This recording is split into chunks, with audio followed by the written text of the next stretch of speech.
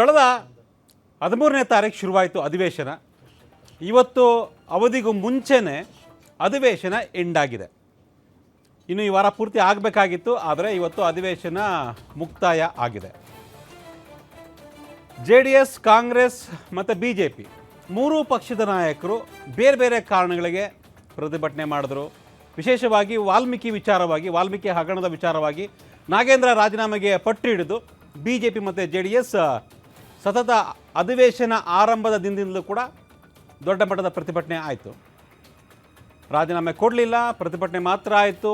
But ಈ ಅಧಿವೇಶನ ಏನಾಯ್ತು, ಕಳೆದ 8 ದಿನ ಅಧಿವೇಶನದ ಕಾರ್ಯಕಲಾಪಗಳೇನಾಯಿತು, ಯಾವುದೇ ರೀತಿಯ ಚರ್ಚೆ ಇಲ್ಲದೆ ಇವತ್ತು ಶೂನ್ಯ ಚರ್ಚೆಯ ವಿಚಾರವಾಗಿ ಅಂತ್ಯ ಆಯಿತು. ಈ ರಾಜ್ಯದ ಬೇರೆ ಬೇರೆ ವಿಚಾರಗಳಿಗೆ ಸಂಬಂಧಪಟ್ಟಂತೆ ಚರ್ಚೆ ಆಗಬೇಕಾಗಿದ್ದಂಥ ಅಧಿವೇಶನ ಯಾವುದೇ ರೀತಿಯ ಚರ್ಚೆ ಇಲ್ಲದೆ ಅಂತ್ಯ ಆಗಿದ್ದು ನಿಜಕ್ಕೂ ಕೂಡ ದುರ್ದೈವದ ಸಂಗತಿ. ಇದಕ್ಕೆ ಮೂರೂ ಪಕ್ಷದ ನಾಯಕರು ರಾಜ್ಯದ ಜನರ ಕ್ಷಮೆಯನ್ನು ಕೇಳಬೇಕಾಗುತ್ತೆ. ಕೇವಲ ವಾಲ್ಮೀಕಿ ಹಗರಣ ವಿಚಾರಕ್ಕೆ ಸಂಬಂಧಪಟ್ಟಂತೆ ಪ್ರತಿಭಟನೆ ಮಾಡಬೇಕಾಗಿತ್ತು, ಅದು ಅವರ ಹಕ್ಕು. ಆರೋಪ ಏನು ಹೊತ್ಕೊಂಡಿದ್ರು ನಾಗೇಂದ್ರ, ಜೈಲಿಗೆ ಹೋಗಿ ಬಂದ ಮೇಲೆ ಮತ್ತೆ ಮಂತ್ರಿ ಪದವಿಯನ್ನು ಅಲಂಕರಿಸಿ ಇವತ್ತು ಮಂತ್ರಿ ಆಗಿದ್ದಾರೆ. ಪ್ರತಿಭಟನೆ ಮಾಡೋದಕ್ಕೆ ಬೇರೆ ಬೇರೆ ರೀತಿಯಾದಂಥ ವೇದಿಕೆ ಇತ್ತು. ಅದು ಮಾಡೋಂಥ ಒಂದು ರೈಟ್ಸು JDSಗೋ ಅಥವಾ BJPಗೋ ಇದೆ, ಅದನ್ನ ಯಾರೂ ಪ್ರಶ್ನೆ ಮಾಡುವಂತಿಲ್ಲ. ಆದರೆ ಅಧಿವೇಶನವನ್ನು ಬಲಿ ತೆಗೆದುಕೊಂಡಿದ್ದು ಎಷ್ಟು ಸರಿ, ಇದೆಲ್ಲವೂ ಕೂಡ ಚರ್ಚೆ ಆಗಬೇಕಾದಂಥ ವಿಚಾರ. ಅದಾದ ನಂತರ ಇನ್ನೂ 3-4 ದಿನಗಳ ಕಾಲ ಅಧಿವೇಶನ ಆಗಬೇಕಾಗಿತ್ತು. ಬಟ್ ಇವತ್ತು ಅಂತ್ಯ ಆಯಿತು. ಅಹೋರಾತ್ರಿ ಧರಣಿ ಮಾಡ್ತೀವಿ ಅಂತ JDS ಮತ್ತು BJP ಹೇಳಿದ ಮೇಲೆ ಬಹುಶಃ ಕಲಾಪ ಆಗೋದಕ್ಕೆ ಸಾಧ್ಯನೇ ಇಲ್ಲ ಅನ್ನೋ ಲೆಕ್ಕಾಚಾರದಲ್ಲಿ ಕಾಂಗ್ರೆಸ್ ಮತ್ತು ಸ್ಪೀಕರ್ ಈ ಒಂದು ಅಧಿವೇಶನವನ್ನು ಮುಂದೂಡಿದ್ದಾರೆ. ಸೊ ಇದೇ ವಿಚಾರವಾಗಿ BJP ಮತ್ತು JDS ರಾಜ್ಯಪಾಲರಿಗೂ ಕೂಡ ದೂರನ್ನು ಸಲ್ಲಿಕೆ ಆಗಿದೆ. ಸೊ ಇದ್ರ ಬಗ್ಗೆ ಡಿಬೇಟ್ ಮಾಡೋಣ. ಇವತ್ತಿನ ಚರ್ಚೆ ವಾಲ್ಮೀಕಿ ವಾರ್ ನೋಡೋಣ. ಏನೆಲ್ಲ ನಮ್ಮ ಜೊತೆ ಇರ್ತಕ್ಕಂಥ ಅತಿಥಿಗಳು JDS, BJP ಮತ್ತು ಕಾಂಗ್ರೆಸ್ ನಾಯಕರ ಪಕ್ಷಗಳ ವಕ್ತಾರರು ಯಾವೆಲ್ಲ ಹೇಳಿಕೆಗಳನ್ನ ಕೊಡ್ತಾರೆ, ಅವರ ಸಮರ್ಥನೆ ಏನು ಅನ್ನೋದು ನೋಡೋಣ. ಏನೆಲ್ಲ ಆಯ್ತು ಇವತ್ತು ಡೆವಲಪ್ಮೆಂಟ್ಸ್, ಒಂದು ಬ್ರೇಕಿಂಗ್ ಇದೆ, ನೋಡ್ತೋಗೋಣ.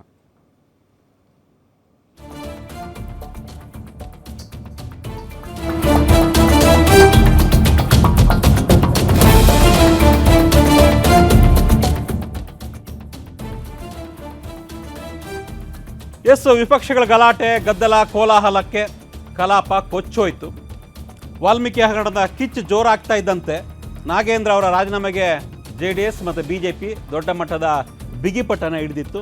10 ದಿನ ನಡೆಯಬೇಕಾದಂಥ ಏನು ಮುಂಗಾರು ಅಧಿವೇಶನ ಇತ್ತು, 8ನೇ ದಿನಕ್ಕೆ ಅಂತ್ಯ ಆಗೋಯ್ತು. ವಿಪಕ್ಷಗಳ ಅಹೋರಾತ್ರಿ ಧರಣಿ ಘೋಷಣೆ ಬೆನ್ನಲ್ಲೇ ಇವತ್ತು ಕಲಾಪವನ್ನು ಅಂತ್ಯ ಮಾಡಲಾಯಿತು. BJP ಮತ್ತು JDS ನಿರಂತರವಾಗಿ ಪ್ರತಿಭಟನೆಯನ್ನು ಮಾಡಿತು, ಕಲಾಪದ ಹೊರಗಡೆ ಮತ್ತು ಕಲಾಪದ ಒಳಗೂ ಕೂಡ. ಇವತ್ತಂತೂ ಕೂಡ ಬಹುದೊಡ್ಡ ಪ್ರತಿಭಟನೆಯನ್ನು BJP ಮತ್ತು JDS ಮಾಡಿತ್ತು. ಹೀಗಾಗಿ ಸದನ ಒಳಗೆ ಮತ್ತು ಹೊರಗೆ ಏನು ರಣಾಸ್ತ್ರವನ್ನು ಇಟ್ಟಿದ್ರು BJP ಮತ್ತು JDS, ಅದಕ್ಕೆ ಕಾಂಗ್ರೆಸ್ ಪ್ರತಿಭಟನೆ ಕೂಡ ಮಾಡ್ತು. ಕಾಂಗ್ರೆಸ್ ಕೂಡ ಪ್ರತಿಭಟನೆ ಮಾಡ್ತು. BJPಯ ಹಗರಣಗಳು ಅಥವಾ JDSನ ಕೆಲವೊಂದಿಷ್ಟು ಹಗರಣಗಳನ್ನು ಮುಂದಿಟ್ಕೊಂಡು ಅವ್ರು ರಾಜೀನಾಮೆ ಕೊಟ್ಟಿದ್ದಾರಾ, ಇವ್ರು ರಾಜೀನಾಮೆ ಕೊಟ್ಟಿದ್ದಾರಾ ಅಂತ ಆರೋಪ ಪ್ರತ್ಯಾರೋಪಗಳಲ್ಲಿ ಇವತ್ತಿನ ಕಲಾಪ ಮುಕ್ತಾಯ ಆಯಿತು.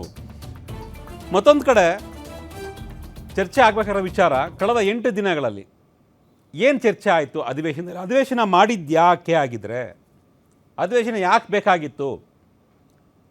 BJP ಮತ್ತು JDS ಪ್ರತಿಭಟನೆ ಮಾಡ್ಬೋದಾಗಿತ್ತು ಬೇರೆ ವೇದಿಕೆಯಲ್ಲಿ, ಅಥವಾ ಅಧಿವೇಶನದಲ್ಲಿ ಚರ್ಚೆ ಆಗಬೇಕಾಗಿತ್ತು, ಕಲಾಪದಲ್ಲಿ ಚರ್ಚೆ ಆಗಬೇಕಾಗಿತ್ತು. ಈ ವಿಚಾರಗಳನ್ನು ಯಾವುದೇ ರೀತಿಯ ಚರ್ಚೆ ಆಗಲಿಲ್ಲ.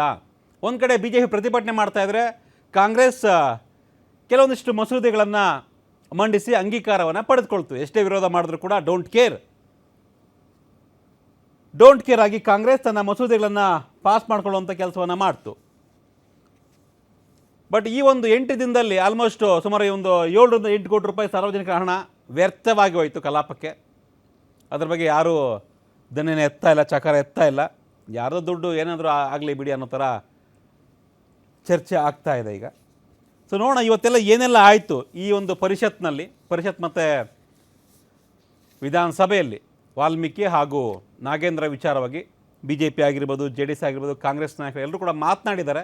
ಸೊ ಯಾರೆಲ್ಲ ಏನು ಮಾತನಾಡಿದ್ದಾರೆ ನೋಡೋಣ. ಮೊದಲಿಗೆ 1 ಕೋಟಿ ದಲಿತರಿಗೆ 1 ಕೋಟಿ ದಲಿತರು ಬೇಕಾ, ಒಬ್ಬ ನಾಗೇಂದ್ರ ಬೇಕಾ? 1 ಕೋಟಿ ದಲಿತರು ಬೇಕಾ, ಒಬ್ಬ ನಾಗೇಂದ್ರ ಬೇಕಾ? ಕಾಂಗ್ರೆಸ್ ಅವರಿಗೆ ಒಬ್ಬ ನಾಗೇಂದ್ರ ಬೇಕು, 1 ಕೋಟಿ ದಲಿತರು ಬೇಡ. ಅದರಿಂದಲೇ ಇವತ್ತು ಇಷ್ಟೆಲ್ಲ ಪರಿಸ್ಥಿತಿ ಆಗ್ತಾ ಇದೆ ಅಧ್ಯಕ್ಷರೇ. ಇವತ್ತು ಕರ್ನಾಟಕದಲ್ಲಿ ದಲಿತರೆಲ್ಲ ಎದ್ದಿದ್ದಾರೆ, ದಲಿತರು ಎದ್ದಿದ್ದಾರೆ. ನಮ್ಮ ನ್ಯಾಯ ಕೊಡಿ, ನಮ್ಮ ದುಡ್ಡು 187 ಕೋಟಿ ನಮ್ಮ ಅಕೌಂಟ್ ಬರಬೇಕು, ಟ್ಯಾಕ್ಸ್ ಪೇಯರ್ಸ್ ಹಣ ನಮ್ಮ ಅಕೌಂಟ್ ಬರಬೇಕು, ದಲಿತರ ಹಣ ವಾಪಸ್ ಬರಬೇಕು. ಇದು ನಮ್ಮ ಹೋರಾಟ ಇದೆ. ಚರ್ಚೆಗೆ ಬನ್ನಿ, ನಾವು ಚರ್ಚೆಗೆ ರೆಡಿ, ಚರ್ಚೆಗೆ ರೆಡಿ, ನಾವು ರೆಡಿ,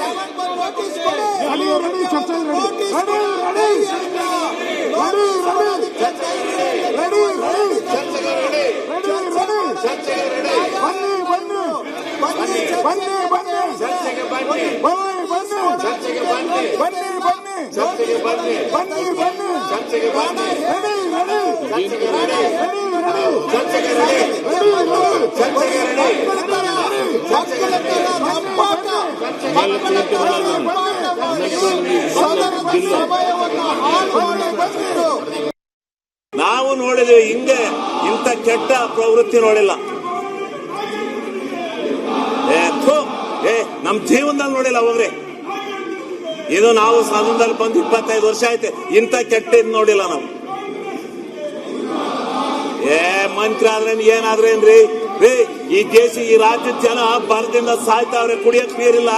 ಅದ್ರ ಬಗ್ಗೆ ಚರ್ಚೆ ಮಾಡ್ರಿ ಅಂದ್ರೆ ಇಲ್ಲಿ ಎಂತದ ರಾಜೀನಾಮೆ ಮತ್ತೆ ಎಂತದ್ರಿ? ಅವ್ರು ಮಾಡಿದ್ರೆ ಅನುಭವಿಸ್ತಾನೆ, ಜೈಲ್ಗೆ ಹೋಗ್ತಾನೆ, ಮಾಡಿದ್ರೆ ಹೋಗ್ತಾನ್ರಿ ಜೈಲ್ಗೆ.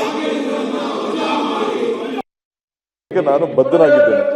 ಈಗ ಬೇರೆಯವರು ಸಿಬಿಐ ಬರುವುದು, ಇಡಿಯವರು ಅನೇಕ ತನಿಖೆ ಕೂಡ ಕೊಟ್ಟಿದ್ದಾರೆ. ಅವರ ತನಿಖೆಯಲ್ಲೂ ಕೂಡ ಎಲ್ಲೂ ಕೂಡ ನೇರವಾಗಿ ನಾಗೇಂದ್ರ ಅವರವರು ತಪ್ಪಿಸಿದ್ರು ಅಂತ ಎಲ್ಲೂ ಕೂಡ ಅವರು ದಾಖಲೆಗಳಲ್ಲಿ ಕೂಡ ಎಲ್ಲೂ ಕೂಡ ಅವರು ಬಂದಿಲ್ಲ. ಇಂಥ ಪರಿಸ್ಥಿತಿಯಲ್ಲಿ ಅವರು ಚರ್ಚೆ ಮಾಡಬಹುದಾಯ್ತು.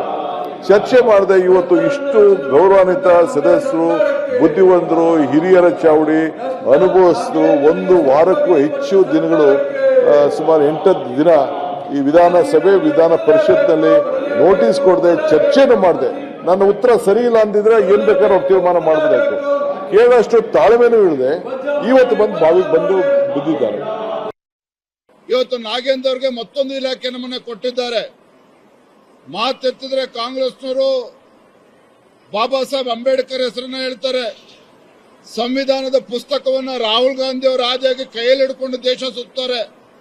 ನಾನು ತಮ್ಮ ಮುಖ್ಯನ ಕೇಳೋದಕ್ಕೆ ಇಚ್ಛೆ ಪಡ್ತೇನೆ ನಮ್ಮ ಮಾನ್ಯ ಮುಖ್ಯಮಂತ್ರಿಗಳಿಗೆ, ಎಲ್ಲೋಯ್ತು ನಿಮ್ಮ ದಲಿತರ ಕಾಳಜಿ? ದಲಿತರ ಹಣ ಲೂಟಿ ಮಾಡಬೇಕಾದ್ರೆ ಎಲ್ಲೋಗಿತ್ತು ಕಾಳಜಿ ಇವತ್ತು ನಾಗೇಂದ್ರ ಅವರಿಗೆ?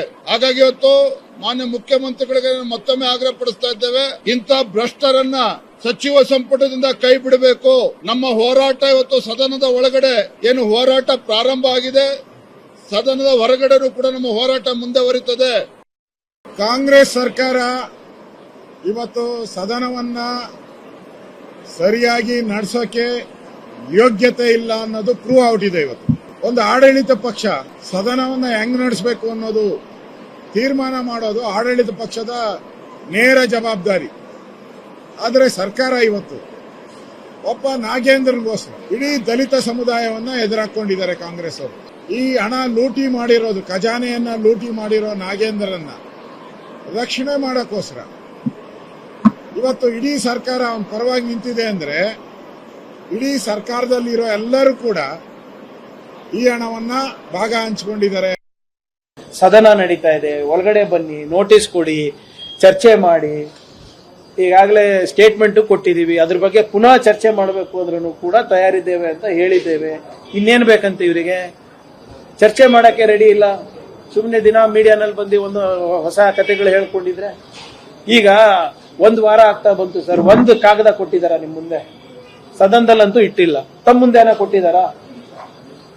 ಇದು ಸುಮ್ಮನೆ ಹಿಟ್ ಅಂಡ್ ರನ್ ಆಗೋದು ಬೇಡ.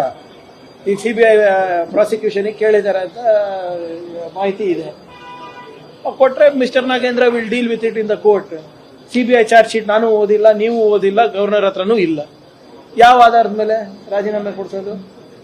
ನಾಗೇಂದ್ರ ವಿಷಯದಲ್ಲಿ ಅವರಿಗೆ ಸ್ಪಷ್ಟೀಕರಣ ಸರ್ಕಾರ ಕೊಡಬಾರದು ಅಂತಕ್ಕಂಥ ಅವ್ರ ತಲೆಯಲ್ಲಿದೆ. ನಾನು ವೈಯಕ್ತಿಕವಾಗಿ ನಾಗೇಂದ್ರವನ್ನು ಡಿಫೆಂಡ್ ಮಾಡ್ಕೊಳ್ತಾ ಇಲ್ಲ. ನಾಗೇಂದ್ರ ಅಲಿಗೇಷನ್ಸ್ ಬಂದಾಗ ರಾಜೀನಾಮೆ ಮಾಡಿರ್ತಕ್ಕಂಥ ಜಗತ್ ಜಾಹಿರಿದೆ. ಅದಾದ ನಂತರ ಎಲ್ಲ ಏಜೆನ್ಸಿಗಳು ಇನ್ವೆಸ್ಟಿಗೇಷನ್ ಮಾಡಿದೆ.